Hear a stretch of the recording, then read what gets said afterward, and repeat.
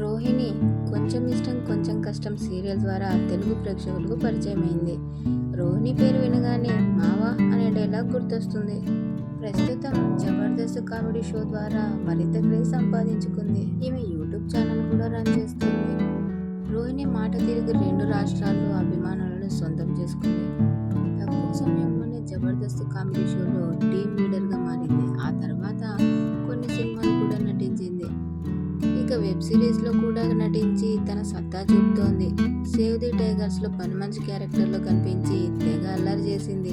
అయితే రీసెంట్గా రోహిణి ఒక షోలో షాకింగ్ విషయాలు బయటపెట్టింది. ఒక వ్యక్తి తన జీవితాన్ని నాశనం చేశాడని, తనకు ఉపాధి లేకుండా చేసిన అతనే తనని పెళ్లి చేసుకోవాలని, అప్పుడే తన జీవితం బాగుపడుతుందని చెప్పుకొచ్చింది. అయితే రోహిణికి మద్దతుగా యాంకర్ రష్మి, జడ్జి ఇంద్రజ కూడా అండగా నిలుస్తామని చెప్పుకొచ్చారు. అసలు విషయానికి వస్తే శ్రీదేవి డ్రామా కంపెనీలో ఈ తతంగం అంతా జరిగింది. రోహిణి లైఫ్ నాశనం చేసింది హైపర్ ఆది. వీరిద్దరూ కలిసి ఓ స్కిట్ చేయగా అందులో రోహిణి బుగ్గలు ఐస్ క్రీంలు అమ్ముకునే దానిలా కనిపించింది.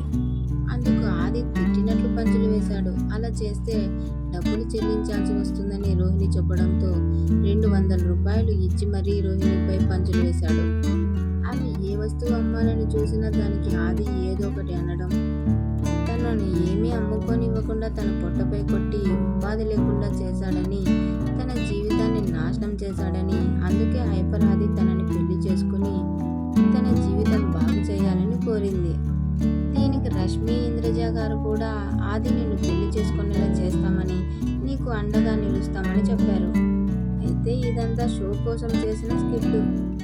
జస్ట్ ప్రేక్షకులను అలరించడానికి మాత్రమే ఇలా చేశారు.